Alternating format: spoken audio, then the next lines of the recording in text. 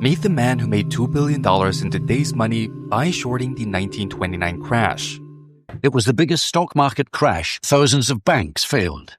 Millions lost everything. The poverty was really all around us. Jesse Livermore, whose fortune was estimated at over $100 million, Livermore was a speculator, pure and simple. He didn't study the health of a company. He didn't care whether it made a profit or paid a dividend. Jesse Livermore became a legend overnight, but his story didn't end with fortune. It ended in tragedy. And then, decades later, another trader, George Soros, would pull off a $1 billion trade that shook the world. But here's the twist. The same kind of high-conviction trades that built empires have also destroyed them.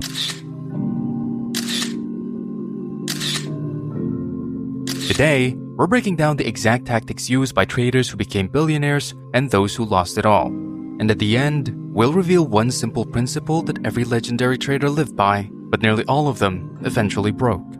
Let's kick off with the man who proved that timing the market could make you a fortune before showing us how losing that edge could cost everything. He was called the Boy Plunger. In 1929, Jesse Livermore shorted the US stock market and made the equivalent of $2 billion in a week. His strategy? Ride momentum, but cut fast when it turns. He didn't trade news or fundamentals. He read the tape, price, volume, hesitation. He treated the ticker like a language only he understood. But Livermore's downfall was just as legendary. When he abandoned his system and started chasing gut feelings instead of patterns, the market punished him. Over time, losses mounted, isolation deepened, and eventually, so did despair. The same trader who once moved markets ended his life in a hotel room broke. His lesson? Discipline isn't optional. It's your lifeline. While Livermore chased momentum with raw instinct, our second trader took a different path, one defined by defense, not aggression.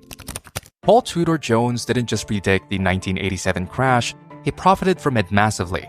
But his real edge wasn't in timing, it was in protection. His rule?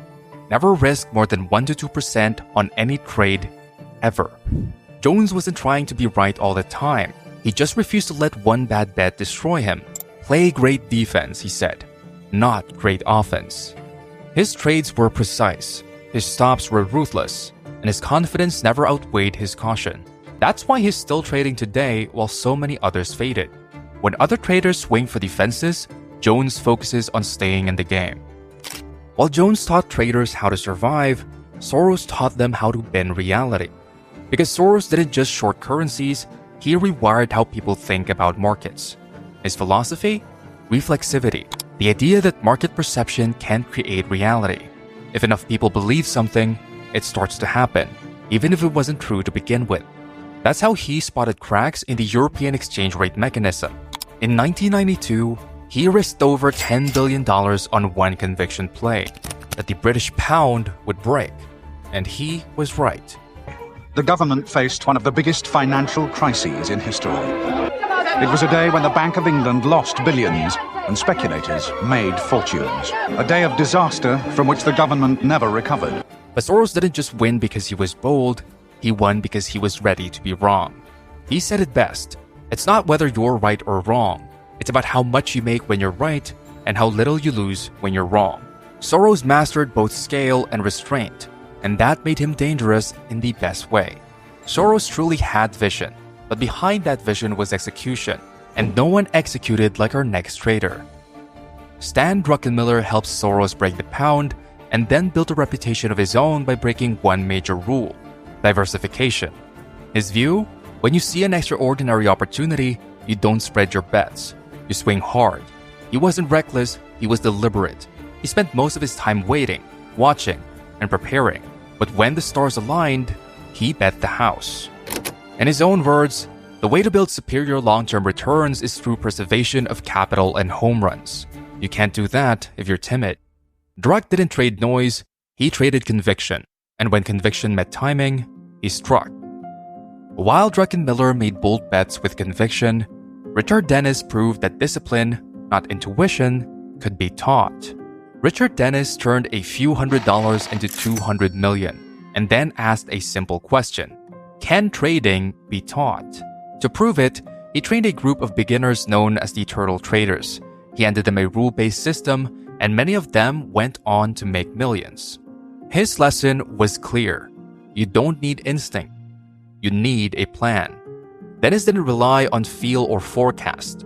He relied on tested edges executed with military precision. While others listened to CNBC, he listened to his system. Remove emotion, follow rules, and let time do the work. While Dennis built rules, the last trader on our list built algorithms. While one removed emotion, the other removed humans entirely. Jim Simons wasn't a trader. He was a mathematician, a codebreaker, and he built the most successful hedge fund in history, Renaissance Technologies. While others read charts, Simon read patterns, algorithms, noise reduction. His trades weren't based on gut or headlines. They were based on probabilities buried in millions of data points. He hired physicists and linguists, not MBAs. And while no one knows exactly how his models work, the results speak. Average annual returns over 60%. No predictions, just precision. For Simons, the market wasn't a mystery. It was just a complex puzzle with a statistical edge. For every titan who walked away rich, there's one who didn't. After his 1929 triumph, Jesse Livermore struggled in the new post-crash market. Regulations changed, liquidity dried up, and his edge, it faded away. He ignored his own risk rules, took oversized bets, and as the losses stacked, so did the isolation. Eventually, the market that made him a fortune took everything else. His death wasn't just tragic, it was a warning. Markets reward discipline. They destroy ego. And even the best fall when they forget that. Every legendary trader we've talked about today shared one belief. Cut your losses and let your winnings run. It's simple, but brutal to follow. Because it means admitting you're wrong, fast. It means resisting the urge to grab small wins. It means trusting the system when your instincts scream to bail out. Most people can't do it, and that's why most people lose. But the ones who can, they don't just survive the markets, they master them. So the next time you're tempted to hold onto a losing trade or cash out too early on a winning one, remember this. The strategies that built billionaires weren't magic. They were systems followed with ruthless consistency. This is Bedlam Bear.